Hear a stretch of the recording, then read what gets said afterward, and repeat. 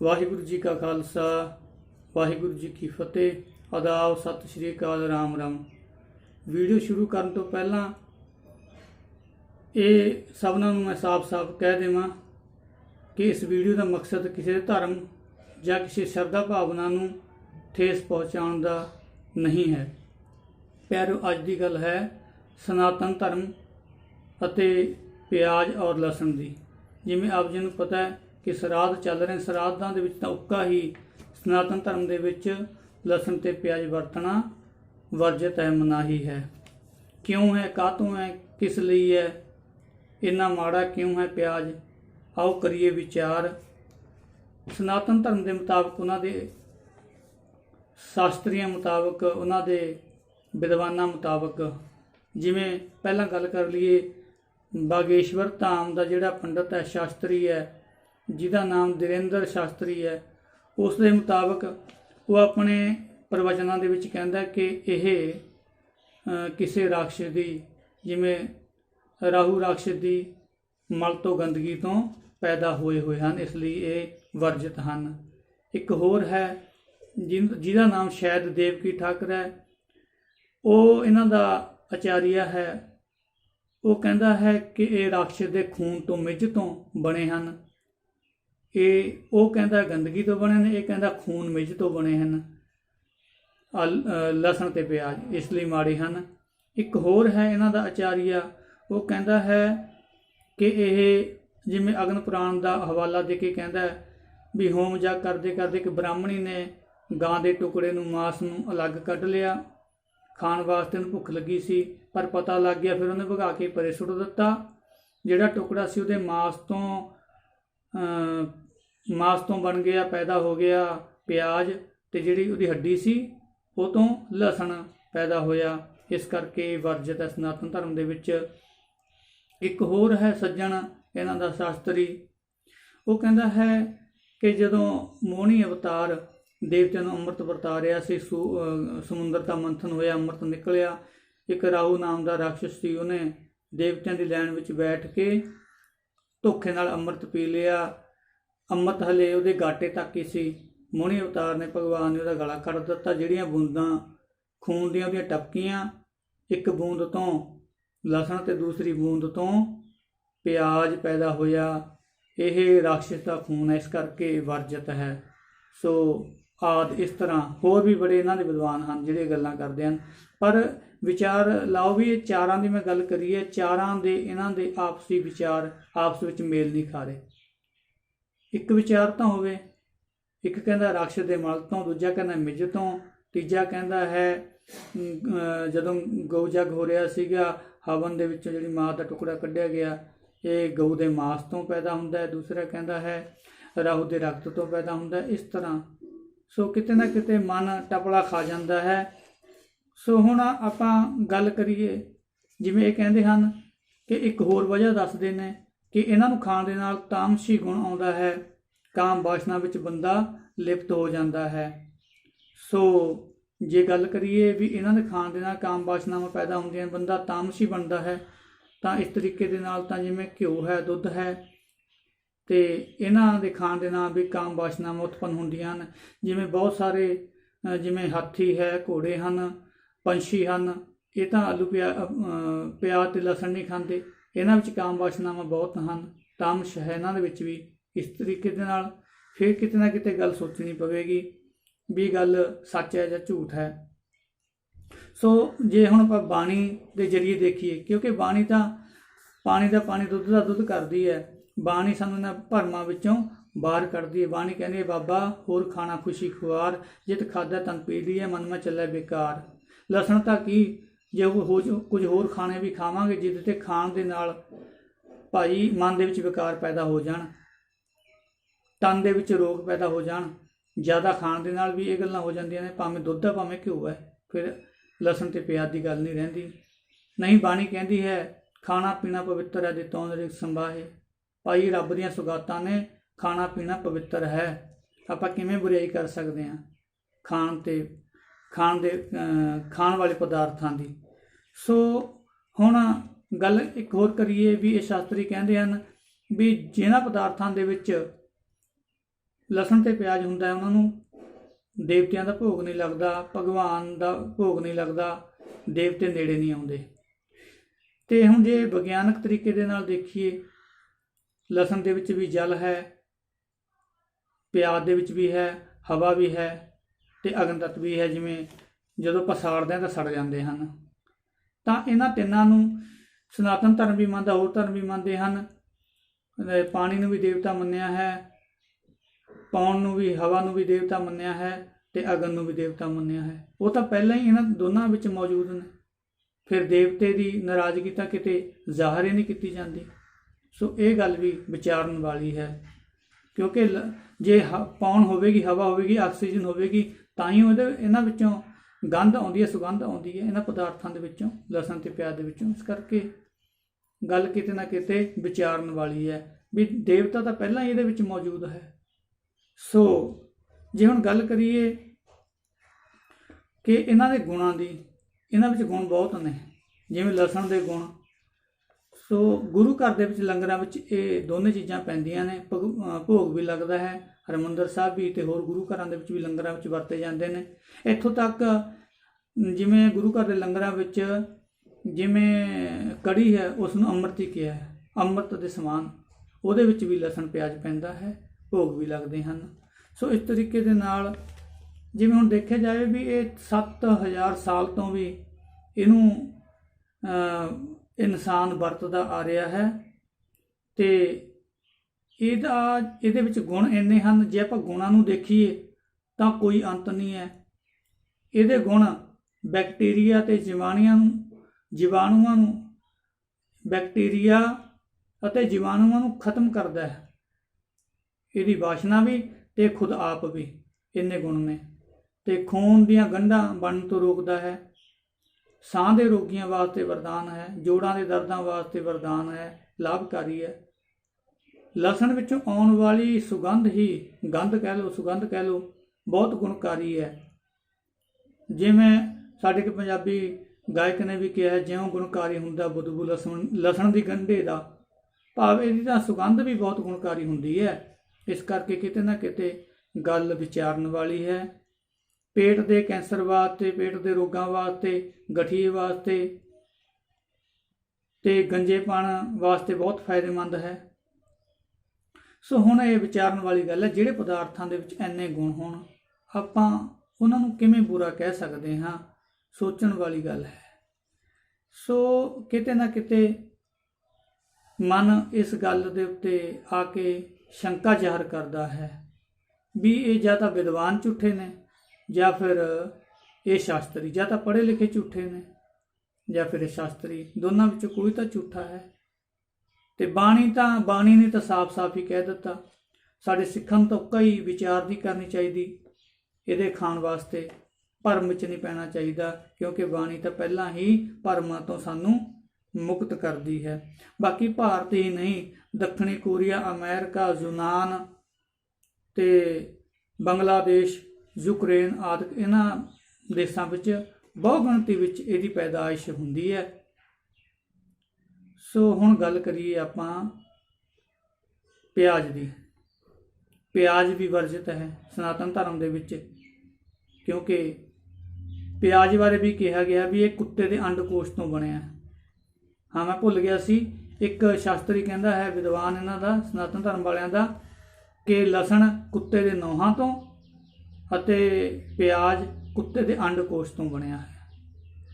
ਸੋ ਹੁਣ ਆਪ ਜੀ ਖੁਦ ਹੀ ਵਿਚਾਰ ਕਰ ਲੈਣਾ ਵੀ ਇਹ ਗੱਲ ਕਿੱਥੋਂ ਤੱਕ ਜਾਇਜ਼ ਹੋ ਸਕਦੀ ਹੈ, ਕੁੱਤੇ ਦੇ ਅੰਡਕੋਸ਼ ਤੋਂ। ਸੋ ਕਿਤੇ ਨਾ ਕਿਤੇ ਮਨ ਜ਼ਰੂਰ ਰੁਕਦਾ ਆ ਕੇ। ਸੋ ਹੁਣ ਜੇ ਪਿਆਜ਼ ਦੀ ਗੱਲ ਕਰੀਏ, ਪਿੱਤ ਰੋਗ, ਸਰੀਰ ਦੇ ਦਰਦ, ਫੋੜੇ, ਫਿਣਸੀ, ਬਵਾਸੀਰ, ਖੂਨੀ ਬਵਾਸੀਰ, ਤਿੱਲੀ ਰੋਗ, ਮਲੇਰੀਆ ਆਦਿ ਰੋਗਾਂ ਨੂੰ ਖਤਮ ਕਰਨ ਦੇ ਵਿੱਚ ਇਹ ਬਹੁਤ ਗੁਣਕਾਰੀ ਹੈ, ਬਹੁਤ ਸਹਾਇਤਾ ਕਰਦਾ ਹੈ, ਭਾਵ ਇੱਕ ਜੜੀ ਬੂਟੀ ਦਾ ਕੰਮ ਕਰਦੇ ਹਨ। ਸਾਹ ਦੇ ਮਰੀਜ਼ਾਂ ਵਾਸਤੇ ਬਹੁਤ ਗੁਣਕਾਰੀ ਹੈ। ਜਿਵੇਂ ਪੁਰਾਣੇ ਸਮਿਆਂ ਦੇ ਵਿੱਚ ਦੇਖਿਆ ਜਾਂਦਾ ਸੀ, ਜੇ ਬੱਚੇ ਦੀ ਬੱਖੀ ਹੋ ਗਈ ਜਾਂ ਬੱਚੇ ਨੂੰ ਜ਼ੁਕਾਮ ਹੋ ਗਿਆ, ਖੰਘ ਹੋ ਗਿਆ, ਛਾਤੀ ਰੁਕ ਗਈ, ਛੋਟੇ ਜਿਹੇ ਦੁੱਧ ਚੁੰਘਦੇ ਬੱਚੇ ਨੂੰ, ਤਾਂ ਮਾਵਾਂ ਕੀ ਕਰਦੀਆਂ ਸਨ, ਇੱਕ ਸੂਈ ਦੇ ਵਿੱਚ ਧਾਗਾ ਪਾ ਕੇ ਉਹਦੇ ਵਿੱਚ ਲਸਣ ਦੀਆਂ ਗੰਢਾਂ ਨੂੰ ਗੱਠੀਆਂ ਨੂੰ ਛਿੱਲ ਕੇ ਉਹਦੇ 'ਚ ਪਰੋ ਦਿੰਦੀਆਂ ਸੀ 10-11 ਗੱਠਾਂ ਨੂੰ, ਤੇ ਬੰਨ੍ਹ ਕੇ ਉਹਦੇ ਗਲ ਵਿੱਚ ਪਾ ਦਿੰਦੀਆਂ ਸੀ। ਉਹਦੇ ਨਾਲ ਕੀ ਹੁੰਦਾ ਸੀ, ਹਵਾ ਦੇ ਨਾਲ ਵਾਸ਼ਨਾ ਆਉਂਦੀ ਸੀ। ਜਦੋਂ ਆਪਣੀ ਗੰਧ ਛੱਡਦਾ ਸੀ, ਉਹ ਵਾਸ਼ਨਾਵਾਂ ਬੱਚੇ ਦੇ ਵਾਸ਼ਨਾ ਦੇ ਰਾਹੀਂ, ਸਾਹ ਦੇ ਰਾਹੀਂ ਅੰਦਰ ਜਾਂਦੀ ਸੀ, ਫੇਫੜਿਆਂ ਨੂੰ ਸਾਫ਼ ਕਰਦੀ ਸੀ ਤੇ ਉਹਦੀ ਛਾਤੀ ਖੁੱਲ੍ਹ ਜਾਂਦੀ ਸੀ, ਉਸ ਦੀ ਖਾਂਸੀ ਠੀਕ ਹੋ ਜਾਂਦੀ ਸੀ, ਉਹਦੀ ਜੁੜੀ ਹੋਈ ਛਾਤੀ ਠੀਕ ਹੋ ਜਾਂਦੀ ਸੀ। ਭਾਵ ਇਹਦੇ ਵਿੱਚ ਇੰਨੇ ਗੁਣ ਨੇ। ਸੋ ਗੁਣ ਹੀ ਗੁਣ ਨੇ, ਕਿਤੇ ਅਵਗੁਣ ਨਜ਼ਰ ਨਹੀਂ ਆਉਂਦਾ। ਇਸ ਕਰਕੇ ਵਿਚਾਰਿਓ ਇਸ ਗੱਲ ਨੂੰ, ਤੇ ਦਾਸ ਦੇ ਨਾਲ ਵੀ ਵਿਚਾਰ ਸਾਂਝੇ ਕਰਨੇ। ਜੇ ਵੀਡੀਓ ਚੰਗੀ ਲੱਗੇ ਤਾਂ ਇਸ ਨੂੰ ਸ਼ੇਅਰ ਕਰ ਦੇਣਾ ਤੇ ਚੈਨਲ ਨੂੰ ਸਬਸਕ੍ਰਾਈਬ ਵੀ ਕਰ ਲੈਣਾ। ਸੋ ਪਿਆਰਿਓ, ਇਹ ਅੱਜ ਦੀ ਵਿਚਾਰ ਹੈ। ਮੈਂ ਫਿਰ ਕਹਿ ਦਿੰਦਾ, ਕਿਸੇ ਦੇ ਧਰਮ ਨੂੰ ਜਾਂ ਕਿਸੇ ਦੇ ਭਾਵਨਾ ਨੂੰ ਠੇਸ ਪਹੁੰਚਾਉਣਾ ਨਹੀਂ ਹੈ। ਸਾਡਾ ਮਕਸਦ ਹੈ ਕੇਵਲ ਤੇ ਕੇਵਲ ਗੁਰਬਾਣੀ ਕੀ ਕਹਿੰਦੀ ਹੈ। ਆਪਾਂ ਨੂੰ ਗੁਰਬਾਣੀ ਦੇ ਮੁਤਾਬਕ ਚੱਲਣਾ ਚਾਹੀਦਾ ਹੈ, ਨਾ ਕਿ ਵਹਿਮਾਂ ਭਰਮਾਂ ਵਿੱਚ ਪੈਣਾ ਚਾਹੀਦਾ ਹੈ। ਸੋ ਜਿਹੜੇ ਨਹੀਂ ਖਾਂਦੇ ਉਹਨਾਂ ਨੂੰ ਮੁਬਾਰਕ ਹੈ। ਸੋ ਪਰ ਸਿੱਖ ਧਰਮ ਦੇ ਵਿੱਚ ਐਸੀ ਕੋਈ ਵੀ ਵਿਚਾਰ ਨਹੀਂ ਹੈ। ਹੋਈਆਂ ਬੇਅੰਤ ਗਲਤੀਆਂ ਦੀ ਖਿਮਾ ਜੀ। ਵਾਹਿਗੁਰੂ ਜੀ ਕਾ ਖਾਲਸਾ, ਵਾਹਿਗੁਰੂ ਜੀ ਕੀ ਫਤਿਹ। ਵਾਹਿਗੁਰੂ ਜੀ ਕਾ ਖਾਲਸਾ, ਵਾਹਿਗੁਰੂ ਜੀ ਕੀ ਫਤਿਹ। ਆਦਾਬ, ਸਤਿ ਸ਼੍ਰੀ ਅਕਾਲ, ਰਾਮ ਰਾਮ। ਵੀਡੀਓ ਸ਼ੁਰੂ ਕਰਨ ਤੋਂ ਪਹਿਲਾਂ ਇਹ ਸਭਨਾਂ ਨੂੰ ਮੈਂ ਸਾਫ਼-ਸਾਫ਼ ਕਹਿ ਦੇਵਾਂ ਕਿ ਇਸ ਵੀਡੀਓ ਦਾ ਮਕਸਦ ਕਿਸੇ ਧਰਮ ਜਾਂ ਕਿਸੇ ਸ਼ਰਧਾ ਭਾਵਨਾ ਨੂੰ ਠੇਸ ਪਹੁੰਚਾਉਣ ਦਾ ਨਹੀਂ ਹੈ। ਪਿਆਰਿਓ, ਅੱਜ ਦੀ ਗੱਲ ਹੈ ਸਨਾਤਨ ਧਰਮ ਅਤੇ ਪਿਆਜ਼ ਔਰ ਲਸਣ ਦੀ। ਜਿਵੇਂ ਆਪ ਜੀ ਨੂੰ ਪਤਾ ਹੈ ਕਿ ਸਰਾਧ ਚੱਲ ਰਹੇ, ਸਰਾਧਾਂ ਦੇ ਵਿੱਚ ਤਾਂ ਉੱਕਾ ਹੀ ਸਨਾਤਨ ਧਰਮ ਦੇ ਵਿੱਚ ਲਸਣ ਤੇ ਪਿਆਜ਼ ਵਰਤਣਾ ਵਰਜਿਤ ਹੈ, ਮਨਾਹੀ ਹੈ। ਕਿਉਂ ਹੈ, ਕਾਹਤੋਂ ਹੈ, ਕਿਸ ਲਈ ਹੈ, ਇੰਨਾ ਮਾੜਾ ਕਿਉਂ ਹੈ ਪਿਆਜ਼? ਆਓ ਕਰੀਏ ਵਿਚਾਰ। ਸਨਾਤਨ ਧਰਮ ਦੇ ਮੁਤਾਬਕ, ਉਹਨਾਂ ਦੇ ਸ਼ਾਸਤਰੀਆਂ ਮੁਤਾਬਕ, ਉਹਨਾਂ ਦੇ ਵਿਦਵਾਨਾਂ ਮੁਤਾਬਕ, ਜਿਵੇਂ ਪਹਿਲਾਂ ਗੱਲ ਕਰ ਲਈਏ ਬਾਗੇਸ਼ਵਰ ਧਾਮ ਦਾ ਜਿਹੜਾ ਪੰਡਤ ਹੈ, ਸ਼ਾਸਤਰੀ ਹੈ, ਜਿਹਦਾ ਨਾਮ ਧੀਰੇਂਦਰ ਸ਼ਾਸਤਰੀ ਹੈ, ਉਸ ਦੇ ਮੁਤਾਬਕ ਉਹ ਆਪਣੇ ਪ੍ਰਵਚਨਾਂ ਦੇ ਵਿੱਚ ਕਹਿੰਦਾ ਕਿ ਇਹ ਕਿਸੇ ਰਾਖਸ਼ ਦੀ, ਜਿਵੇਂ ਰਾਹੂ ਰਾਖਸ਼ ਦੀ ਮਲ ਤੋਂ, ਗੰਦਗੀ ਤੋਂ ਪੈਦਾ ਹੋਏ ਹਨ, ਇਸ ਲਈ ਇਹ ਵਰਜਿਤ ਹਨ। ਇੱਕ ਹੋਰ ਹੈ ਜਿਹਦਾ ਨਾਮ ਸ਼ਾਇਦ ਦੇਵਕੀ ਠਾਕਰ ਹੈ, ਉਹ ਇਹਨਾਂ ਦਾ ਆਚਾਰੀਆ ਹੈ। ਉਹ ਕਹਿੰਦਾ ਹੈ ਕਿ ਇਹ ਰਾਖਸ਼ ਦੇ ਖੂਨ ਤੋਂ, ਮਿੱਝ ਤੋਂ ਬਣੇ ਹਨ। ਉਹ ਕਹਿੰਦਾ ਗੰਦਗੀ ਤੋਂ ਬਣੇ ਨੇ, ਇਹ ਕਹਿੰਦਾ ਖੂਨ ਮਿੱਝ ਤੋਂ ਬਣੇ ਹਨ। ਲਸਣ ਤੇ ਪਿਆਜ਼ ਇਸ ਲਈ ਮਾੜੇ ਹਨ। ਇੱਕ ਹੋਰ ਹੈ ਇਹਨਾਂ ਦਾ ਆਚਾਰੀਆ, ਉਹ ਕਹਿੰਦਾ ਹੈ ਕਿ ਇਹ, ਜਿਵੇਂ ਅਗਨ ਪੁਰਾਣ ਦਾ ਹਵਾਲਾ ਦੇ ਕੇ ਕਹਿੰਦਾ ਵੀ ਹੋਮ ਜਾਗ ਕਰਦੇ ਕਰਦੇ ਇੱਕ ਬ੍ਰਾਹਮਣੀ ਨੇ ਗਾਂ ਦੇ ਟੁਕੜੇ ਨੂੰ, ਮਾਸ ਨੂੰ ਅਲੱਗ ਕੱਢ ਲਿਆ। ਖਾਣ ਵਾਸਤੇ ਉਹਨੂੰ ਭੁੱਖ ਲੱਗੀ ਸੀ, ਪਰ ਪਤਾ ਲੱਗ ਗਿਆ, ਫਿਰ ਉਹਨੇ ਭਗਾ ਕੇ ਪਰੇ ਸੁੱਟ ਦਿੱਤਾ। ਜਿਹੜਾ ਟੁਕੜਾ ਸੀ ਉਹਦੇ ਮਾਸ ਤੋਂ ਬਣ ਗਿਆ, ਪੈਦਾ ਹੋ ਗਿਆ ਪਿਆਜ਼, ਤੇ ਜਿਹੜੀ ਉਹਦੀ ਹੱਡੀ ਸੀ ਉਹ ਤੋਂ ਲਸਣ ਪੈਦਾ ਹੋਇਆ। ਇਸ ਕਰਕੇ ਵਰਜਿਤ ਹੈ ਸਨਾਤਨ ਧਰਮ ਦੇ ਵਿੱਚ। ਇੱਕ ਹੋਰ ਹੈ ਸੱਜਣ ਇਹਨਾਂ ਦਾ ਸ਼ਾਸਤਰੀ, ਉਹ ਕਹਿੰਦਾ ਹੈ ਕਿ ਜਦੋਂ ਮੋਹਣੀ ਅਵਤਾਰ ਦੇਵਤਿਆਂ ਨੂੰ ਅੰਮ੍ਰਿਤ ਵਰਤਾਰਿਆ ਸੀ, ਸਮੁੰਦਰ ਦਾ ਮੰਥਨ ਹੋਇਆ, ਅੰਮ੍ਰਿਤ ਨਿਕਲਿਆ। ਇੱਕ ਰਾਹੂ ਨਾਮ ਦਾ ਰਾਖਸ਼ ਸੀ, ਉਹਨੇ ਦੇਵਤਿਆਂ ਦੀ ਲਾਈਨ ਵਿੱਚ ਬੈਠ ਕੇ ਧੋਖੇ ਨਾਲ ਅੰਮ੍ਰਿਤ ਪੀ ਲਿਆ। ਅੰਮ੍ਰਿਤ ਹਲੇ ਉਹਦੇ ਗਾਟੇ ਤੱਕ ਹੀ ਸੀ। ਮੋਹਣੀ ਅਵਤਾਰ ਨੇ, ਭਗਵਾਨ ਨੇ ਉਹਦਾ ਗਲਾ ਕੱਢ ਦਿੱਤਾ। ਜਿਹੜੀਆਂ ਬੂੰਦਾਂ ਖੂਨ ਦੀਆਂ ਉਹਦੀਆਂ ਟਪਕੀਆਂ, ਇੱਕ ਬੂੰਦ ਤੋਂ ਲਸਣ ਤੇ ਦੂਸਰੀ ਬੂੰਦ ਤੋਂ ਪਿਆਜ਼ ਪੈਦਾ ਹੋਇਆ। ਇਹ ਰਾਖਸ਼ ਦਾ ਖੂਨ ਹੈ, ਇਸ ਕਰਕੇ ਵਰਜਿਤ ਹੈ। ਸੋ ਆਦਿ ਇਸ ਤਰ੍ਹਾਂ ਹੋਰ ਵੀ ਬੜੇ ਇਹਨਾਂ ਦੇ ਵਿਦਵਾਨ ਹਨ ਜਿਹੜੇ ਗੱਲਾਂ ਕਰਦੇ ਹਨ। ਪਰ ਵਿਚਾਰ ਲਾਓ ਵੀ ਇਹ ਚਾਰਾਂ ਦੀ ਮੈਂ ਗੱਲ ਕਰੀਏ, ਚਾਰਾਂ ਦੇ ਇਹਨਾਂ ਦੇ ਆਪਸੀ ਵਿਚਾਰ ਆਪਸ ਵਿੱਚ ਮੇਲ ਨਹੀਂ ਖਾ ਰਹੇ। ਇੱਕ ਵਿਚਾਰ ਤਾਂ ਹੋਵੇ, ਇੱਕ ਕਹਿੰਦਾ ਰਾਖਸ਼ ਦੇ ਮਲ ਤੋਂ, ਦੂਜਾ ਕਹਿੰਦਾ ਮਿੱਝ ਤੋਂ, ਤੀਜਾ ਕਹਿੰਦਾ ਹੈ ਜਦੋਂ ਗਊ ਜਗ ਹੋ ਰਿਹਾ ਸੀਗਾ, ਹਵਨ ਦੇ ਵਿੱਚੋਂ ਜਿਹੜੀ ਮਾਂ ਦਾ ਟੁਕੜਾ ਕੱਢਿਆ ਗਿਆ, ਇਹ ਗਊ ਦੇ ਮਾਸ ਤੋਂ ਪੈਦਾ ਹੁੰਦਾ ਹੈ। ਦੂਸਰਾ ਕਹਿੰਦਾ ਹੈ ਰਾਹੂ ਦੇ ਰਕਤ ਤੋਂ ਪੈਦਾ ਹੁੰਦਾ ਹੈ। ਇਸ ਤਰ੍ਹਾਂ ਸੋ ਕਿਤੇ ਨਾ ਕਿਤੇ ਮਨ ਟਪਲਾ ਖਾ ਜਾਂਦਾ ਹੈ। ਸੋ ਹੁਣ ਆਪਾਂ ਗੱਲ ਕਰੀਏ, ਜਿਵੇਂ ਇਹ ਕਹਿੰਦੇ ਹਨ ਕਿ ਇੱਕ ਹੋਰ ਵਜ੍ਹਾ ਦੱਸਦੇ ਨੇ ਕਿ ਇਹਨਾਂ ਨੂੰ ਖਾਣ ਦੇ ਨਾਲ ਤਾਮਸੀ ਗੁਣ ਆਉਂਦਾ ਹੈ, ਕਾਮ ਵਾਸ਼ਨਾ ਵਿੱਚ ਬੰਦਾ ਲਿਪਤ ਹੋ ਜਾਂਦਾ ਹੈ। ਸੋ ਜੇ ਗੱਲ ਕਰੀਏ ਵੀ ਇਹਨਾਂ ਦੇ ਖਾਣ ਦੇ ਨਾਲ ਕਾਮ ਵਾਸ਼ਨਾਵਾਂ ਪੈਦਾ ਹੁੰਦੀਆਂ, ਬੰਦਾ ਤਾਮਸੀ ਬਣਦਾ ਹੈ, ਤਾਂ ਇਸ ਤਰੀਕੇ ਦੇ ਨਾਲ ਤਾਂ ਜਿਵੇਂ ਘਿਓ ਹੈ, ਦੁੱਧ ਹੈ, ਤੇ ਇਹਨਾਂ ਦੇ ਖਾਣ ਦੇ ਨਾਲ ਵੀ ਕਾਮ ਵਾਸ਼ਨਾਵਾਂ ਉਤਪੰਨ ਹੁੰਦੀਆਂ ਹਨ। ਜਿਵੇਂ ਬਹੁਤ ਸਾਰੇ ਜਿਵੇਂ ਹਾਥੀ ਹੈ, ਘੋੜੇ ਹਨ, ਪੰਛੀ ਹਨ, ਇਹ ਤਾਂ ਆਲੂ ਪਿਆਜ਼ ਤੇ ਲਸਣ ਨਹੀਂ ਖਾਂਦੇ। ਇਹਨਾਂ ਵਿੱਚ ਕਾਮ ਵਾਸ਼ਨਾਵਾਂ ਬਹੁਤ ਹਨ, ਤਾਮਸ ਹੈ ਇਹਨਾਂ ਦੇ ਵਿੱਚ ਵੀ। ਇਸ ਤਰੀਕੇ ਦੇ ਨਾਲ ਫਿਰ ਕਿਤੇ ਨਾ ਕਿਤੇ ਗੱਲ ਸੋਚਣੀ ਪਵੇਗੀ ਵੀ ਗੱਲ ਸੱਚ ਹੈ ਜਾਂ ਝੂਠ ਹੈ। ਸੋ ਜੇ ਹੁਣ ਆਪਾਂ ਬਾਣੀ ਦੇ ਜ਼ਰੀਏ ਦੇਖੀਏ, ਕਿਉਂਕਿ ਬਾਣੀ ਤਾਂ ਪਾਣੀ ਦਾ ਪਾਣੀ, ਦੁੱਧ ਦਾ ਦੁੱਧ ਕਰਦੀ ਹੈ। ਬਾਣੀ ਸਾਨੂੰ ਇਹਨਾਂ ਭਰਮਾਂ ਵਿੱਚੋਂ ਬਾਹਰ ਕੱਢਦੀ ਹੈ। ਬਾਣੀ ਕਹਿੰਦੀ ਹੈ, ਬਾਬਾ ਹੋਰ ਖਾਣਾ ਖੁਸ਼ੀ ਖੁਆਰ, ਜਿਤ ਖਾਧਾ ਤਨ ਪੀ ਲਈਏ, ਮਨ ਮੈਂ ਚੱਲੇ ਬੇਕਾਰ। ਲਸਣ ਤਾਂ ਕੀ, ਜੇ ਕੁਝ ਹੋਰ ਖਾਣੇ ਵੀ ਖਾਵਾਂਗੇ ਜਿਹਦੇ ਤੇ ਖਾਣ ਦੇ ਨਾਲ ਭਾਈ ਮਨ ਦੇ ਵਿੱਚ ਵਿਕਾਰ ਪੈਦਾ ਹੋ ਜਾਣ, ਤਨ ਦੇ ਵਿੱਚ ਰੋਗ ਪੈਦਾ ਹੋ ਜਾਣ। ਜ਼ਿਆਦਾ ਖਾਣ ਦੇ ਨਾਲ ਵੀ ਇਹ ਗੱਲਾਂ ਹੋ ਜਾਂਦੀਆਂ ਨੇ, ਭਾਵੇਂ ਦੁੱਧ ਹੈ ਭਾਵੇਂ ਘਿਓ ਹੈ, ਫਿਰ ਲਸਣ ਤੇ ਪਿਆਜ਼ ਦੀ ਗੱਲ ਨਹੀਂ ਰਹਿੰਦੀ। ਨਹੀਂ, ਬਾਣੀ ਕਹਿੰਦੀ ਹੈ ਖਾਣਾ ਪੀਣਾ ਪਵਿੱਤਰ ਹੈ, ਦਿੱਤੋਂ ਰਿਕ ਸੰਭਾਹੇ। ਭਾਈ ਰੱਬ ਦੀਆਂ ਸੁਗਾਤਾਂ ਨੇ, ਖਾਣਾ ਪੀਣਾ ਪਵਿੱਤਰ ਹੈ। ਆਪਾਂ ਕਿਵੇਂ ਬੁਰਾਈ ਕਰ ਸਕਦੇ ਹਾਂ ਖਾਣ ਵਾਲੇ ਪਦਾਰਥਾਂ ਦੀ। ਸੋ ਹੁਣ ਗੱਲ ਇੱਕ ਹੋਰ ਕਰੀਏ ਵੀ ਇਹ ਸ਼ਾਸਤਰੀ ਕਹਿੰਦੇ ਹਨ ਵੀ ਜਿਹਨਾਂ ਪਦਾਰਥਾਂ ਦੇ ਵਿੱਚ ਲਸਣ ਤੇ ਪਿਆਜ਼ ਹੁੰਦਾ ਹੈ ਉਹਨਾਂ ਨੂੰ ਦੇਵਤਿਆਂ ਦਾ ਭੋਗ ਨਹੀਂ ਲੱਗਦਾ, ਭਗਵਾਨ ਦਾ ਭੋਗ ਨਹੀਂ ਲੱਗਦਾ, ਦੇਵਤੇ ਨੇੜੇ ਨਹੀਂ ਆਉਂਦੇ। ਤੇ ਹੁਣ ਜੇ ਵਿਗਿਆਨਕ ਤਰੀਕੇ ਦੇ ਨਾਲ ਦੇਖੀਏ, ਲਸਣ ਦੇ ਵਿੱਚ ਵੀ ਜਲ ਹੈ, ਪਿਆਜ਼ ਦੇ ਵਿੱਚ ਵੀ ਹੈ, ਹਵਾ ਵੀ ਹੈ ਤੇ ਅਗਨ ਤੱਤ ਵੀ ਹੈ। ਜਿਵੇਂ ਜਦੋਂ ਆਪਾਂ ਸਾੜਦੇ ਹਾਂ ਤਾਂ ਸੜ ਜਾਂਦੇ ਹਨ। ਤਾਂ ਇਹਨਾਂ ਤਿੰਨਾਂ ਨੂੰ ਸਨਾਤਨ ਧਰਮ ਵੀ ਮੰਨਦਾ, ਹੋਰ ਧਰਮ ਵੀ ਮੰਨਦੇ ਹਨ। ਪਾਣੀ ਨੂੰ ਵੀ ਦੇਵਤਾ ਮੰਨਿਆ ਹੈ, ਪੌਣ ਨੂੰ ਵੀ, ਹਵਾ ਨੂੰ ਵੀ ਦੇਵਤਾ ਮੰਨਿਆ ਹੈ ਤੇ ਅਗਨ ਨੂੰ ਵੀ ਦੇਵਤਾ ਮੰਨਿਆ ਹੈ। ਉਹ ਤਾਂ ਪਹਿਲਾਂ ਹੀ ਇਹਨਾਂ ਦੋਨਾਂ ਵਿੱਚ ਮੌਜੂਦ ਨੇ। ਫਿਰ ਦੇਵਤੇ ਦੀ ਨਾਰਾਜ਼ਗੀ ਤਾਂ ਕਿਤੇ ਜ਼ਾਹਰ ਹੀ ਨਹੀਂ ਕੀਤੀ ਜਾਂਦੀ। ਸੋ ਇਹ ਗੱਲ ਵੀ ਵਿਚਾਰਨ ਵਾਲੀ ਹੈ, ਕਿਉਂਕਿ ਜੇ ਪੌਣ ਹੋਵੇਗੀ, ਹਵਾ ਹੋਵੇਗੀ, ਆਕਸੀਜਨ ਹੋਵੇਗੀ, ਤਾਂ ਹੀ ਇਹਨਾਂ ਵਿੱਚੋਂ ਗੰਧ ਆਉਂਦੀ ਹੈ, ਸੁਗੰਧ ਆਉਂਦੀ ਹੈ ਇਹਨਾਂ ਪਦਾਰਥਾਂ ਦੇ ਵਿੱਚੋਂ, ਲਸਣ ਤੇ ਪਿਆਜ਼ ਦੇ ਵਿੱਚੋਂ। ਇਸ ਕਰਕੇ ਗੱਲ ਕਿਤੇ ਨਾ ਕਿਤੇ ਵਿਚਾਰਨ ਵਾਲੀ ਹੈ ਵੀ ਦੇਵਤਾ ਤਾਂ ਪਹਿਲਾਂ ਹੀ ਇਹਦੇ ਵਿੱਚ ਮੌਜੂਦ ਹੈ। ਸੋ ਜੇ ਹੁਣ ਗੱਲ ਕਰੀਏ ਕਿ ਇਹਨਾਂ ਦੇ ਗੁਣਾਂ ਦੀ, ਇਹਨਾਂ ਵਿੱਚ ਗੁਣ ਬਹੁਤ ਨੇ, ਜਿਵੇਂ ਲਸਣ ਦੇ ਗੁਣ। ਸੋ ਗੁਰੂ ਘਰ ਦੇ ਵਿੱਚ ਲੰਗਰਾਂ ਵਿੱਚ ਇਹ ਦੋਨੇ ਚੀਜ਼ਾਂ ਪੈਂਦੀਆਂ ਨੇ, ਭੋਗ ਵੀ ਲੱਗਦਾ ਹੈ ਹਰਿਮੰਦਰ ਸਾਹਿਬ ਵੀ, ਤੇ ਹੋਰ ਗੁਰੂ ਘਰਾਂ ਦੇ ਵਿੱਚ ਵੀ ਲੰਗਰਾਂ ਵਿੱਚ ਵਰਤੇ ਜਾਂਦੇ ਨੇ। ਇੱਥੋਂ ਤੱਕ ਜਿਵੇਂ ਗੁਰੂ ਘਰ ਦੇ ਲੰਗਰਾਂ ਵਿੱਚ ਜਿਵੇਂ ਕੜੀ ਹੈ, ਉਸ ਨੂੰ ਅੰਮ੍ਰਿਤ ਹੀ ਕਿਹਾ ਹੈ, ਅੰਮ੍ਰਿਤ ਦੇ ਸਮਾਨ, ਉਹਦੇ ਵਿੱਚ ਵੀ ਲਸਣ ਪਿਆਜ਼ ਪੈਂਦਾ ਹੈ, ਭੋਗ ਵੀ ਲੱਗਦੇ ਹਨ। ਸੋ ਇਸ ਤਰੀਕੇ ਦੇ ਨਾਲ ਜਿਵੇਂ ਹੁਣ ਦੇਖਿਆ ਜਾਵੇ ਵੀ ਇਹ 7000 ਸਾਲ ਤੋਂ ਵੀ ਇਹਨੂੰ ਇਨਸਾਨ ਵਰਤਦਾ ਆ ਰਿਹਾ ਹੈ ਤੇ ਇਹਦੇ ਵਿੱਚ ਗੁਣ ਇੰਨੇ ਹਨ, ਜੇ ਆਪਾਂ ਗੁਣਾਂ ਨੂੰ ਦੇਖੀਏ ਤਾਂ ਕੋਈ ਅੰਤ ਨਹੀਂ ਹੈ। ਇਹਦੇ ਗੁਣ ਬੈਕਟੀਰੀਆ ਤੇ ਜੀਵਾਣੂਆਂ ਨੂੰ ਬੈਕਟੀਰੀਆ ਅਤੇ ਜੀਵਾਣੂਆਂ ਨੂੰ ਖਤਮ ਕਰਦਾ ਹੈ। ਇਹਦੀ ਵਾਸ਼ਨਾ ਵੀ ਤੇ ਖੁਦ ਆਪ ਵੀ, ਇੰਨੇ ਗੁਣ ਨੇ। ਤੇ ਖੂਨ ਦੀਆਂ ਗੰਢਾਂ ਬਣਨ ਤੋਂ ਰੋਕਦਾ ਹੈ, ਸਾਹ ਦੇ ਰੋਗੀਆਂ ਵਾਸਤੇ ਵਰਦਾਨ ਹੈ, ਜੋੜਾਂ ਦੇ ਦਰਦਾਂ ਵਾਸਤੇ ਵਰਦਾਨ ਹੈ, ਲਾਭਕਾਰੀ ਹੈ। ਲਸਣ ਵਿੱਚੋਂ ਆਉਣ ਵਾਲੀ ਸੁਗੰਧ ਹੀ, ਸੁਗੰਧ ਕਹਿ ਲਓ, ਬਹੁਤ ਗੁਣਕਾਰੀ ਹੈ।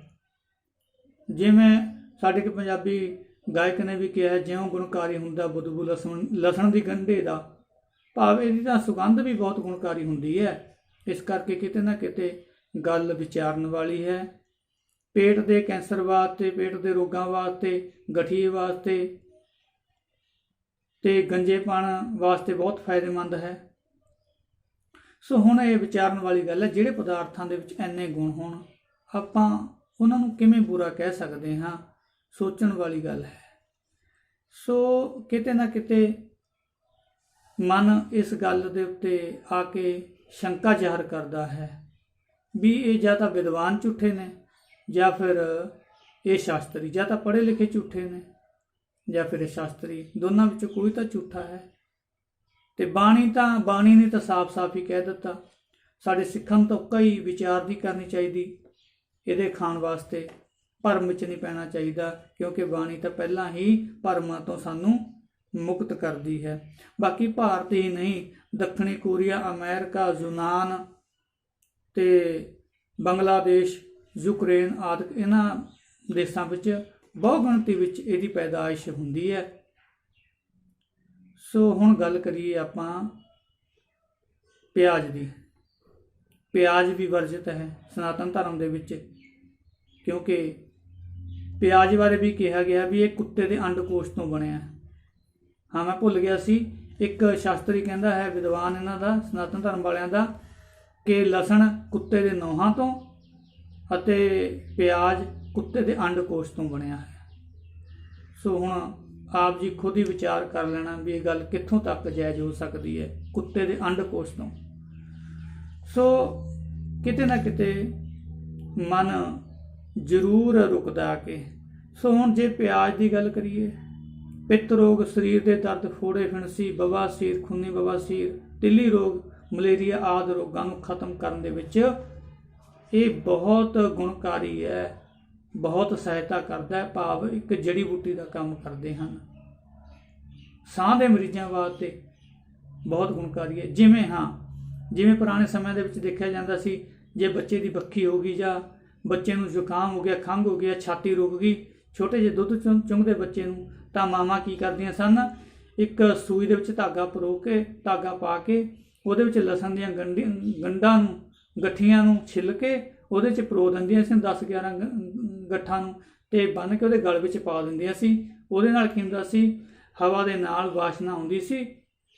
ਜਦੋਂ ਆਪਣੀ ਗੰਧ ਛੱਡਦਾ ਸੀ, ਉਹ ਵਾਸ਼ਨਾਵਾਂ ਬੱਚੇ ਦੇ ਵਾਸ਼ਨਾ ਦੇ ਰਾਹੀਂ, ਸਾਹ ਦੇ ਰਾਹੀਂ ਅੰਦਰ ਜਾਂਦੀ ਸੀ, ਫੇਫੜਿਆਂ ਨੂੰ ਸਾਫ਼ ਕਰਦੀ ਸੀ, ਤੇ ਉਹਦੀ ਛਾਤੀ ਖੁੱਲ੍ਹ ਜਾਂਦੀ ਸੀ, ਉਸ ਦੀ ਖਾਂਸੀ ਠੀਕ ਹੋ ਜਾਂਦੀ ਸੀ, ਉਹਦੀ ਜੁੜੀ ਹੋਈ ਛਾਤੀ ਠੀਕ ਹੋ ਜਾਂਦੀ ਸੀ। ਭਾਵ ਇਹਦੇ ਵਿੱਚ ਇੰਨੇ ਗੁਣ ਨੇ।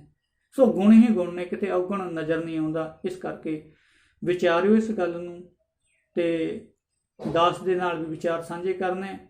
ਜੇ ਵੀਡੀਓ ਚੰਗੀ ਲੱਗੇ ਤਾਂ ਇਸ ਨੂੰ ਸ਼ੇਅਰ ਕਰ ਦੇਣਾ, ਤੇ ਚੈਨਲ ਨੂੰ ਸਬਸਕ੍ਰਾਈਬ ਵੀ ਕਰ ਲੈਣਾ। ਸੋ ਪਿਆਰਿਓ, ਇਹ ਅੱਜ ਦੀ ਵਿਚਾਰ ਹੈ। ਮੈਂ ਫਿਰ ਕਹਿ ਦਿੰਦਾ, ਕਿਸੇ ਦੇ ਧਰਮ ਨੂੰ ਜਾਂ ਕਿਸੇ ਦੇ ਭਾਵਨਾ ਨੂੰ ਠੇਸ ਪਹੁੰਚਾਉਣਾ ਨਹੀਂ ਹੈ। ਸਾਡਾ ਮਕਸਦ ਹੈ ਕੇਵਲ ਤੇ ਕੇਵਲ ਗੁਰਬਾਣੀ ਕੀ ਕਹਿੰਦੀ ਹੈ। ਆਪਾਂ ਨੂੰ ਗੁਰਬਾਣੀ ਦੇ ਮੁਤਾਬਕ ਚੱਲਣਾ ਚਾਹੀਦਾ ਹੈ, ਨਾ ਕਿ ਵਹਿਮਾਂ ਭਰਮਾਂ ਵਿੱਚ ਪੈਣਾ ਚਾਹੀਦਾ ਹੈ। ਸੋ ਜਿਹੜੇ ਨਹੀਂ ਖਾਂਦੇ ਉਹਨਾਂ ਨੂੰ ਮੁਬਾਰਕ ਹੈ। ਸੋ ਪਰ ਸਿੱਖ ਧਰਮ ਦੇ ਵਿੱਚ ਐਸੀ ਕੋਈ ਵੀ ਵਿਚਾਰ ਨਹੀਂ ਹੈ। ਹੋਈਆਂ ਬੇਅੰਤ ਗਲਤੀਆਂ ਦੀ ਖਿਮਾ ਜੀ। ਵਾਹਿਗੁਰੂ ਜੀ ਕਾ ਖਾਲਸਾ, ਵਾਹਿਗੁਰੂ ਜੀ ਕੀ ਫਤਿਹ। ਵਾਹਿਗੁਰੂ ਜੀ ਕਾ ਖਾਲਸਾ, ਵਾਹਿਗੁਰੂ ਜੀ ਕੀ ਫਤਿਹ। ਆਦਾਬ, ਸਤਿ ਸ਼੍ਰੀ ਅਕਾਲ, ਰਾਮ ਰਾਮ। ਵੀਡੀਓ ਸ਼ੁਰੂ ਕਰਨ ਤੋਂ ਪਹਿਲਾਂ ਇਹ ਸਭਨਾਂ ਨੂੰ ਮੈਂ ਸਾਫ਼-ਸਾਫ਼ ਕਹਿ ਦੇਵਾਂ ਕਿ ਇਸ ਵੀਡੀਓ ਦਾ ਮਕਸਦ ਕਿਸੇ ਧਰਮ ਜਾਂ ਕਿਸੇ ਸ਼ਰਧਾ ਭਾਵਨਾ ਨੂੰ ਠੇਸ ਪਹੁੰਚਾਉਣ ਦਾ ਨਹੀਂ ਹੈ। ਪਿਆਰਿਓ, ਅੱਜ ਦੀ ਗੱਲ ਹੈ ਸਨਾਤਨ ਧਰਮ ਅਤੇ ਪਿਆਜ਼ ਔਰ ਲਸਣ ਦੀ। ਜਿਵੇਂ ਆਪ ਜੀ ਨੂੰ ਪਤਾ ਹੈ ਕਿ ਸਰਾਧ ਚੱਲ ਰਹੇ, ਸਰਾਧਾਂ ਦੇ ਵਿੱਚ ਤਾਂ ਉੱਕਾ ਹੀ ਸਨਾਤਨ ਧਰਮ ਦੇ ਵਿੱਚ ਲਸਣ ਤੇ ਪਿਆਜ਼ ਵਰਤਣਾ ਵਰਜਿਤ ਹੈ, ਮਨਾਹੀ ਹੈ। ਕਿਉਂ ਹੈ, ਕਾਹਤੋਂ ਹੈ, ਕਿਸ ਲਈ ਹੈ, ਇੰਨਾ ਮਾੜਾ ਕਿਉਂ ਹੈ ਪਿਆਜ਼? ਆਓ ਕਰੀਏ ਵਿਚਾਰ। ਸਨਾਤਨ ਧਰਮ ਦੇ ਮੁਤਾਬਕ, ਉਹਨਾਂ ਦੇ ਸ਼ਾਸਤਰੀਆਂ ਮੁਤਾਬਕ, ਉਹਨਾਂ ਦੇ ਵਿਦਵਾਨਾਂ ਮੁਤਾਬਕ, ਜਿਵੇਂ ਪਹਿਲਾਂ ਗੱਲ ਕਰ ਲਈਏ, ਬਾਗੇਸ਼ਵਰ ਧਾਮ ਦਾ ਜਿਹੜਾ ਪੰਡਤ ਹੈ, ਸ਼ਾਸਤਰੀ ਹੈ, ਜਿਹਦਾ ਨਾਮ ਧੀਰੇਂਦਰ ਸ਼ਾਸਤਰੀ ਹੈ, ਉਸ ਦੇ ਮੁਤਾਬਕ ਉਹ ਆਪਣੇ ਪ੍ਰਵਚਨਾਂ ਦੇ ਵਿੱਚ ਕਹਿੰਦਾ ਕਿ ਇਹ ਕਿਸੇ ਰਾਖਸ਼ ਦੀ, ਜਿਵੇਂ ਰਾਹੂ ਰਾਖਸ਼ ਦੀ ਮਲ ਤੋਂ, ਗੰਦਗੀ ਤੋਂ ਪੈਦਾ ਹੋਏ ਹਨ, ਇਸ ਲਈ ਇਹ ਵਰਜਿਤ ਹਨ। ਇੱਕ ਹੋਰ ਹੈ ਜਿਹਦਾ ਨਾਮ ਸ਼ਾਇਦ ਦੇਵਕੀ ਠਾਕਰ ਹੈ, ਉਹ ਇਹਨਾਂ ਦਾ ਆਚਾਰੀਆ ਹੈ। ਉਹ ਕਹਿੰਦਾ ਹੈ ਕਿ ਇਹ ਰਾਖਸ਼ ਦੇ ਖੂਨ ਤੋਂ, ਮਿੱਝ ਤੋਂ ਬਣੇ ਹਨ। ਉਹ ਕਹਿੰਦਾ ਗੰਦਗੀ ਤੋਂ ਬਣੇ ਨੇ, ਇਹ ਕਹਿੰਦਾ ਖੂਨ ਮਿੱਝ ਤੋਂ ਬਣੇ ਹਨ। ਲਸਣ ਤੇ ਪਿਆਜ਼ ਇਸ ਲਈ ਮਾੜੇ ਹਨ। ਇੱਕ ਹੋਰ ਹੈ ਇਹਨਾਂ ਦਾ ਆਚਾਰੀਆ, ਉਹ ਕਹਿੰਦਾ ਹੈ ਕਿ ਇਹ, ਜਿਵੇਂ ਅਗਨ ਪੁਰਾਣ ਦਾ ਹਵਾਲਾ ਦੇ ਕੇ ਕਹਿੰਦਾ ਵੀ ਹੋਮ ਯੱਗ ਕਰਦੇ ਕਰਦੇ ਇੱਕ ਬ੍ਰਾਹਮਣੀ ਨੇ ਗਾਂ ਦੇ ਟੁਕੜੇ ਨੂੰ, ਮਾਸ ਨੂੰ ਅਲੱਗ ਕੱਢ ਲਿਆ। ਖਾਣ ਵਾਸਤੇ ਉਹਨੂੰ ਭੁੱਖ ਲੱਗੀ ਸੀ, ਪਰ ਪਤਾ ਲੱਗ ਗਿਆ, ਫਿਰ ਉਹਨੇ ਭਗਾ ਕੇ ਪਰੇ ਸੁੱਟ ਦਿੱਤਾ। ਜਿਹੜਾ ਟੁਕੜਾ ਸੀ ਉਹਦੇ ਮਾਸ ਤੋਂ ਬਣ ਗਿਆ, ਪੈਦਾ ਹੋ ਗਿਆ ਪਿਆਜ਼, ਤੇ ਜਿਹੜੀ ਉਹਦੀ ਹੱਡੀ ਸੀ ਉਹ ਤੋਂ ਲਸਣ ਪੈਦਾ ਹੋਇਆ। ਇਸ ਕਰਕੇ ਵਰਜਿਤ ਹੈ ਸਨਾਤਨ ਧਰਮ ਦੇ ਵਿੱਚ। ਇੱਕ ਹੋਰ ਹੈ ਸੱਜਣ ਇਹਨਾਂ ਦਾ ਸ਼ਾਸਤਰੀ, ਉਹ ਕਹਿੰਦਾ ਹੈ ਕਿ ਜਦੋਂ ਮੋਹਣੀ ਅਵਤਾਰ ਦੇਵਤਿਆਂ ਨੂੰ ਅੰਮ੍ਰਿਤ ਵਰਤਾ ਰਿਹਾ ਸੀ, ਸਮੁੰਦਰ ਦਾ ਮੰਥਨ ਹੋਇਆ, ਅੰਮ੍ਰਿਤ ਨਿਕਲਿਆ। ਇੱਕ ਰਾਹੂ ਨਾਮ ਦਾ ਰਾਖਸ਼ ਸੀ, ਉਹਨੇ ਦੇਵਤਿਆਂ ਦੀ ਲਾਈਨ ਵਿੱਚ ਬੈਠ ਕੇ ਧੋਖੇ ਨਾਲ ਅੰਮ੍ਰਿਤ ਪੀ ਲਿਆ। ਅੰਮ੍ਰਿਤ ਹਲੇ ਉਹਦੇ ਗਾਟੇ ਤੱਕ ਹੀ ਸੀ। ਮੁਨੀ ਅਵਤਾਰ ਨੇ ਭਗਵਾਨ ਨੇ ਉਹਦਾ ਗਲਾ ਕੱਢ ਦਿੱਤਾ। ਜਿਹੜੀਆਂ ਬੂੰਦਾਂ ਖੂਨ ਦੀਆਂ ਉਹਦੀਆਂ ਟਪਕੀਆਂ, ਇੱਕ ਬੂੰਦ ਤੋਂ ਲਸਣ ਤੇ ਦੂਸਰੀ ਬੂੰਦ ਤੋਂ ਪਿਆਜ਼ ਪੈਦਾ ਹੋਇਆ। ਇਹ ਰਾਖਸ਼ ਦਾ ਖੂਨ ਹੈ, ਇਸ ਕਰਕੇ ਵਰਜਿਤ ਹੈ। ਸੋ ਆਦਿ ਇਸ ਤਰ੍ਹਾਂ ਹੋਰ ਵੀ ਬੜੇ ਇਹਨਾਂ ਦੇ ਵਿਦਵਾਨ ਹਨ ਜਿਹੜੇ ਗੱਲਾਂ ਕਰਦੇ ਹਨ। ਪਰ ਵਿਚਾਰ ਲਾਓ ਵੀ ਇਹ ਚਾਰਾਂ ਦੀ ਮੈਂ ਗੱਲ ਕਰੀਏ, ਚਾਰਾਂ ਦੇ ਇਹਨਾਂ ਦੇ ਆਪਸੀ ਵਿਚਾਰ ਆਪਸ ਵਿੱਚ ਮੇਲ ਨਹੀਂ ਖਾ ਰਹੇ। ਇੱਕ ਵਿਚਾਰ ਤਾਂ ਹੋਵੇ, ਇੱਕ ਕਹਿੰਦਾ ਰਾਖਸ਼ ਦੇ ਮਲ ਤੋਂ, ਦੂਜਾ ਕਹਿੰਦਾ ਮਿੱਝ ਤੋਂ, ਤੀਜਾ ਕਹਿੰਦਾ ਹੈ ਜਦੋਂ ਗਊ ਜੱਗ ਹੋ ਰਿਹਾ ਸੀਗਾ, ਹਵਨ ਦੇ ਵਿੱਚੋਂ ਜਿਹੜੀ ਮਾਂ ਦਾ ਟੁਕੜਾ ਕੱਢਿਆ ਗਿਆ ਇਹ ਗਊ ਦੇ ਮਾਸ ਤੋਂ ਪੈਦਾ ਹੁੰਦਾ ਹੈ। ਦੂਸਰਾ ਕਹਿੰਦਾ ਹੈ ਰਾਹੂ ਦੇ ਰਕਤ ਤੋਂ ਪੈਦਾ ਹੁੰਦਾ ਹੈ। ਇਸ ਤਰ੍ਹਾਂ ਸੋ ਕਿਤੇ ਨਾ ਕਿਤੇ ਮਨ ਟਪਲਾ ਖਾ ਜਾਂਦਾ ਹੈ। ਸੋ ਹੁਣ ਆਪਾਂ ਗੱਲ ਕਰੀਏ, ਜਿਵੇਂ ਇਹ ਕਹਿੰਦੇ ਹਨ ਕਿ ਇੱਕ ਹੋਰ ਵਜ੍ਹਾ ਦੱਸਦੇ ਨੇ ਕਿ ਇਹਨਾਂ ਨੂੰ ਖਾਣ ਦੇ ਨਾਲ ਤਾਮਸੀ ਗੁਣ ਆਉਂਦਾ ਹੈ, ਕਾਮ ਵਾਸ਼ਨਾ ਵਿੱਚ ਬੰਦਾ ਲਿਪਤ ਹੋ ਜਾਂਦਾ ਹੈ। ਸੋ ਜੇ ਗੱਲ ਕਰੀਏ ਵੀ ਇਹਨਾਂ ਦੇ ਖਾਣ ਦੇ ਨਾਲ ਕਾਮ ਵਾਸ਼ਨਾਵਾਂ ਪੈਦਾ ਹੁੰਦੀਆਂ, ਬੰਦਾ ਤਾਮਸੀ ਬਣਦਾ ਹੈ, ਤਾਂ ਇਸ ਤਰੀਕੇ ਦੇ ਨਾਲ ਤਾਂ ਜਿਵੇਂ ਘਿਓ ਹੈ, ਦੁੱਧ ਹੈ, ਤੇ ਇਹਨਾਂ ਦੇ ਖਾਣ ਦੇ ਨਾਲ ਵੀ ਕਾਮ ਵਾਸ਼ਨਾਵਾਂ ਉਤਪੰਨ ਹੁੰਦੀਆਂ ਹਨ। ਜਿਵੇਂ ਬਹੁਤ ਸਾਰੇ ਜਿਵੇਂ ਹਾਥੀ ਹੈ, ਘੋੜੇ ਹਨ, ਪੰਛੀ ਹਨ, ਇਹ ਤਾਂ ਆਲੂ ਪਿਆਜ਼ ਤੇ ਲਸਣ ਨਹੀਂ ਖਾਂਦੇ। ਇਹਨਾਂ ਵਿੱਚ ਕਾਮ ਵਾਸ਼ਨਾਵਾਂ ਬਹੁਤ ਹਨ, ਤਾਮਸ ਹੈ ਇਹਨਾਂ ਦੇ ਵਿੱਚ ਵੀ। ਇਸ ਤਰੀਕੇ ਦੇ ਨਾਲ ਫਿਰ ਕਿਤੇ ਨਾ ਕਿਤੇ ਗੱਲ ਸੋਚਣੀ ਪਵੇਗੀ ਵੀ ਗੱਲ ਸੱਚ ਹੈ ਜਾਂ ਝੂਠ ਹੈ। ਸੋ ਜੇ ਹੁਣ ਆਪਾਂ ਬਾਣੀ ਦੇ ਜ਼ਰੀਏ ਦੇਖੀਏ, ਕਿਉਂਕਿ ਬਾਣੀ ਤਾਂ ਪਾਣੀ ਦਾ ਪਾਣੀ, ਦੁੱਧ ਦਾ ਦੁੱਧ ਕਰਦੀ ਹੈ। ਬਾਣੀ ਸਾਨੂੰ ਇਹਨਾਂ ਭਰਮਾਂ ਵਿੱਚੋਂ ਬਾਹਰ ਕੱਢਦੀ ਹੈ। ਬਾਣੀ ਕਹਿੰਦੀ ਹੈ ਬਾਬਾ ਹੋਰ ਖਾਣਾ ਖੁਸ਼ੀ ਖੁਆਰ, ਜਿਤ ਖਾਧਾ ਤਨ ਪੀ ਲਈਏ ਮਨ ਮੈਂ ਚੱਲੇ ਬੇਕਾਰ।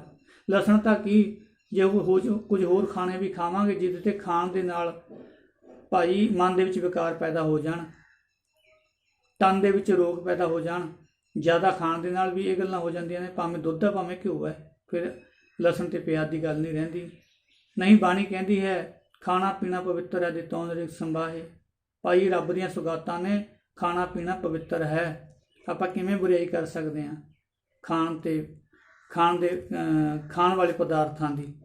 ਸੋ ਹੁਣ ਗੱਲ ਇੱਕ ਹੋਰ ਕਰੀਏ ਵੀ ਇਹ ਸ਼ਾਸਤਰੀ ਕਹਿੰਦੇ ਹਨ ਵੀ ਜਿਹਨਾਂ ਪਦਾਰਥਾਂ ਦੇ ਵਿੱਚ ਲਸਣ ਤੇ ਪਿਆਜ਼ ਹੁੰਦਾ ਹੈ ਉਹਨਾਂ ਨੂੰ ਦੇਵਤਿਆਂ ਦਾ ਭੋਗ ਨਹੀਂ ਲੱਗਦਾ, ਭਗਵਾਨ ਦਾ ਭੋਗ ਨਹੀਂ ਲੱਗਦਾ, ਦੇਵਤੇ ਨੇੜੇ ਨਹੀਂ ਆਉਂਦੇ।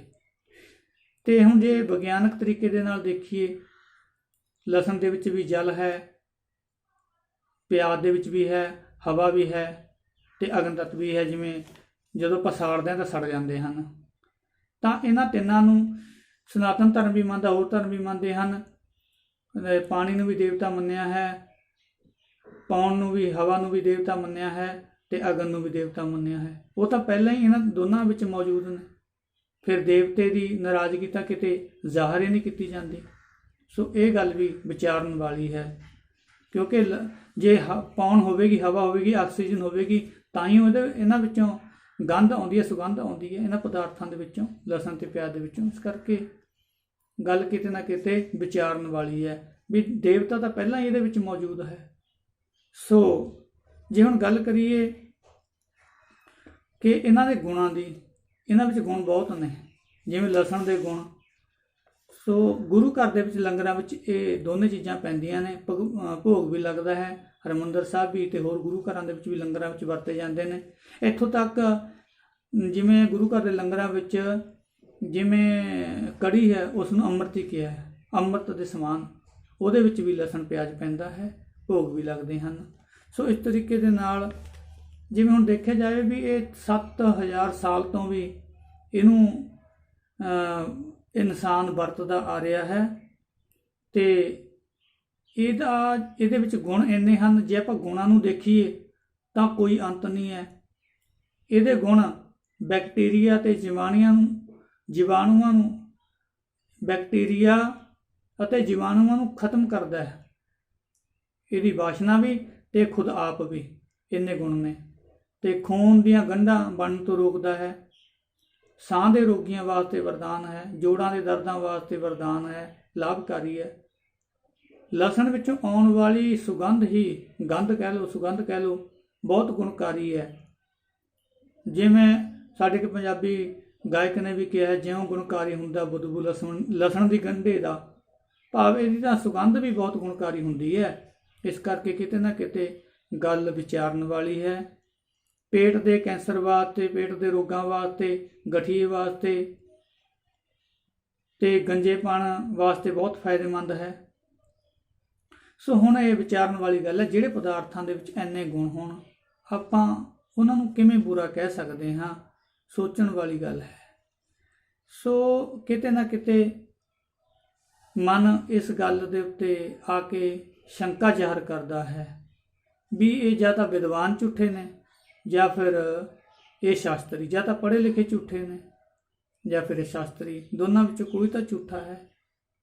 ਤੇ ਬਾਣੀ ਨੇ ਤਾਂ ਸਾਫ਼-ਸਾਫ਼ ਹੀ ਕਹਿ ਦਿੱਤਾ, ਸਾਡੇ ਸਿੱਖਾਂ ਨੂੰ ਤਾਂ ਕਈ ਵਿਚਾਰ ਦੀ ਕਰਨੀ ਚਾਹੀਦੀ ਇਹਦੇ ਖਾਣ ਵਾਸਤੇ, ਭਰਮ ਵਿੱਚ ਨਹੀਂ ਪੈਣਾ ਚਾਹੀਦਾ, ਕਿਉਂਕਿ ਬਾਣੀ ਤਾਂ ਪਹਿਲਾਂ ਹੀ ਭਰਮਾਂ ਤੋਂ ਸਾਨੂੰ ਮੁਕਤ ਕਰਦੀ ਹੈ। ਬਾਕੀ ਭਾਰਤ ਹੀ ਨਹੀਂ, ਦੱਖਣੀ ਕੋਰੀਆ, ਅਮਰੀਕਾ, ਯੂਨਾਨ ਤੇ ਬੰਗਲਾਦੇਸ਼, ਯੂਕਰੇਨ ਆਦਿ ਇਹਨਾਂ ਦੇਸ਼ਾਂ ਵਿੱਚ ਬਹੁ ਗਿਣਤੀ ਵਿੱਚ ਇਹਦੀ ਪੈਦਾਇਸ਼ ਹੁੰਦੀ ਹੈ। ਸੋ ਹੁਣ ਗੱਲ ਕਰੀਏ ਆਪਾਂ ਪਿਆਜ਼ ਦੀ। ਪਿਆਜ਼ ਵੀ ਵਰਜਿਤ ਹੈ ਸਨਾਤਨ ਧਰਮ ਦੇ ਵਿੱਚ, ਕਿਉਂਕਿ ਪਿਆਜ਼ ਬਾਰੇ ਵੀ ਕਿਹਾ ਗਿਆ ਵੀ ਇਹ ਕੁੱਤੇ ਦੇ ਅੰਡਕੋਸ਼ ਤੋਂ ਬਣਿਆ। ਹਾਂ, ਮੈਂ ਭੁੱਲ ਗਿਆ ਸੀ, ਇੱਕ ਸ਼ਾਸਤਰੀ ਕਹਿੰਦਾ ਹੈ, ਵਿਦਵਾਨ ਇਹਨਾਂ ਦਾ, ਸਨਾਤਨ ਧਰਮ ਵਾਲਿਆਂ ਦਾ, ਕਿ ਲਸਣ ਕੁੱਤੇ ਦੇ ਨੋਹਾਂ ਤੋਂ ਅਤੇ ਪਿਆਜ਼ ਕੁੱਤੇ ਦੇ ਅੰਡਕੋਸ਼ ਤੋਂ ਬਣਿਆ ਹੈ। ਸੋ ਹੁਣ ਆਪ ਜੀ ਖੁਦ ਹੀ ਵਿਚਾਰ ਕਰ ਲੈਣਾ ਵੀ ਇਹ ਗੱਲ ਕਿੱਥੋਂ ਤੱਕ ਜਾਇਜ਼ ਹੋ ਸਕਦੀ ਹੈ, ਕੁੱਤੇ ਦੇ ਅੰਡਕੋਸ਼ ਤੋਂ। ਸੋ ਕਿਤੇ ਨਾ ਕਿਤੇ ਮਨ ਜ਼ਰੂਰ ਰੁਕਦਾ ਆ ਕੇ। ਸੋ ਹੁਣ ਜੇ ਪਿਆਜ਼ ਦੀ ਗੱਲ ਕਰੀਏ, ਪਿੱਤ ਰੋਗ, ਸਰੀਰ ਦੇ ਦਰਦ, ਫੋੜੇ, ਫਿਣਸੀ, ਬਵਾਸੀਰ, ਖੂਨੀ ਬਵਾਸੀਰ, ਤਿੱਲੀ ਰੋਗ, ਮਲੇਰੀਆ ਆਦਿ ਰੋਗਾਂ ਨੂੰ ਖਤਮ ਕਰਨ ਦੇ ਵਿੱਚ ਇਹ ਬਹੁਤ ਗੁਣਕਾਰੀ ਹੈ, ਬਹੁਤ ਸਹਾਇਤਾ ਕਰਦਾ ਹੈ, ਭਾਵ ਇੱਕ ਜੜੀ ਬੂਟੀ ਦਾ ਕੰਮ ਕਰਦੇ ਹਨ। ਸਾਹ ਦੇ ਮਰੀਜ਼ਾਂ ਵਾਸਤੇ ਬਹੁਤ ਗੁਣਕਾਰੀ ਹੈ। ਜਿਵੇਂ ਪੁਰਾਣੇ ਸਮਿਆਂ ਦੇ ਵਿੱਚ ਦੇਖਿਆ ਜਾਂਦਾ ਸੀ, ਜੇ ਬੱਚੇ ਦੀ ਬੱਖੀ ਹੋ ਗਈ ਜਾਂ ਬੱਚੇ ਨੂੰ ਜ਼ੁਕਾਮ ਹੋ ਗਿਆ, ਖੰਘ ਹੋ ਗਿਆ, ਛਾਤੀ ਰੁਕ ਗਈ, ਛੋਟੇ ਜਿਹੇ ਦੁੱਧ ਚੁੰਘਦੇ ਬੱਚੇ ਨੂੰ, ਤਾਂ ਮਾਵਾਂ ਕੀ ਕਰਦੀਆਂ ਸਨ, ਇੱਕ ਸੂਈ ਦੇ ਵਿੱਚ ਧਾਗਾ ਪਾ ਕੇ ਉਹਦੇ ਵਿੱਚ ਲਸਣ ਦੀਆਂ ਗੰਢਾਂ ਨੂੰ, ਗੱਠੀਆਂ ਨੂੰ ਛਿੱਲ ਕੇ ਉਹਦੇ 'ਚ ਪਰੋ ਦਿੰਦੀਆਂ ਸੀ 10-11 ਗੱਠਾਂ ਨੂੰ, ਤੇ ਬੰਨ੍ਹ ਕੇ ਉਹਦੇ ਗਲ ਵਿੱਚ ਪਾ ਦਿੰਦੀਆਂ ਸੀ। ਉਹਦੇ ਨਾਲ ਕੀ ਹੁੰਦਾ ਸੀ, ਹਵਾ ਦੇ ਨਾਲ ਵਾਸ਼ਨਾ ਆਉਂਦੀ ਸੀ। ਜਦੋਂ ਆਪਣੀ ਗੰਧ ਛੱਡਦਾ ਸੀ, ਉਹ ਵਾਸ਼ਨਾਵਾਂ ਬੱਚੇ ਦੇ ਵਾਸ਼ਨਾ ਦੇ ਰਾਹੀਂ, ਸਾਹ ਦੇ ਰਾਹੀਂ ਅੰਦਰ ਜਾਂਦੀ ਸੀ, ਫੇਫੜਿਆਂ ਨੂੰ ਸਾਫ਼ ਕਰਦੀ ਸੀ ਤੇ ਉਹਦੀ ਛਾਤੀ ਖੁੱਲ੍ਹ ਜਾਂਦੀ ਸੀ, ਉਸ ਦੀ ਖਾਂਸੀ ਠੀਕ ਹੋ ਜਾਂਦੀ ਸੀ, ਉਹਦੀ ਜੁੜੀ ਹੋਈ ਛਾਤੀ ਠੀਕ ਹੋ ਜਾਂਦੀ ਸੀ। ਭਾਵ ਇਹਦੇ ਵਿੱਚ ਇੰਨੇ ਗੁਣ ਨੇ। ਸੋ ਗੁਣ ਹੀ ਗੁਣ ਨੇ, ਕਿਤੇ ਅਵਗੁਣ ਨਜ਼ਰ ਨਹੀਂ ਆਉਂਦਾ। ਇਸ ਕਰਕੇ ਵਿਚਾਰਿਓ ਇਸ ਗੱਲ ਨੂੰ, ਤੇ ਦਾਸ ਦੇ ਨਾਲ ਵੀ ਵਿਚਾਰ ਸਾਂਝੇ ਕਰਨੇ। ਜੇ ਵੀਡੀਓ ਚੰਗੀ ਲੱਗੇ ਤਾਂ ਇਸ ਨੂੰ ਸ਼ੇਅਰ ਕਰ ਦੇਣਾ ਤੇ ਚੈਨਲ ਨੂੰ ਸਬਸਕ੍ਰਾਈਬ ਵੀ ਕਰ ਲੈਣਾ। ਸੋ ਪਿਆਰਿਓ, ਇਹ ਅੱਜ ਦੀ ਵਿਚਾਰ ਹੈ। ਮੈਂ ਫਿਰ ਕਹਿ ਦਿੰਦਾ, ਕਿਸੇ ਦੇ ਧਰਮ ਨੂੰ ਜਾਂ ਕਿਸੇ ਦੇ ਭਾਵਨਾ ਨੂੰ ਠੇਸ ਪਹੁੰਚਾਉਣਾ ਨਹੀਂ ਹੈ। ਸਾਡਾ ਮਕਸਦ ਹੈ ਕੇਵਲ ਤੇ ਕੇਵਲ ਗੁਰਬਾਣੀ ਕੀ ਕਹਿੰਦੀ ਹੈ, ਆਪਾਂ ਨੂੰ ਗੁਰਬਾਣੀ ਦੇ ਮੁਤਾਬਕ ਚੱਲਣਾ ਚਾਹੀਦਾ ਹੈ, ਨਾ ਕਿ ਵਹਿਮਾਂ ਭਰਮਾਂ ਵਿੱਚ ਪੈਣਾ ਚਾਹੀਦਾ ਹੈ। ਸੋ ਜਿਹੜੇ ਨਹੀਂ ਖਾਂਦੇ ਉਹਨਾਂ ਨੂੰ ਮੁਬਾਰਕ ਹੈ। ਸੋ ਪਰ ਸਿੱਖ ਧਰਮ ਦੇ ਵਿੱਚ ਐਸੀ ਕੋਈ ਵੀ ਵਿਚਾਰ ਨਹੀਂ ਹੈ। ਹੋਈਆਂ ਬੇਅੰਤ ਗਲਤੀਆਂ ਦੀ ਖਿਮਾ ਜੀ। ਵਾਹਿਗੁਰੂ ਜੀ ਕਾ ਖਾਲਸਾ, ਵਾਹਿਗੁਰੂ ਜੀ ਕੀ ਫਤਿਹ।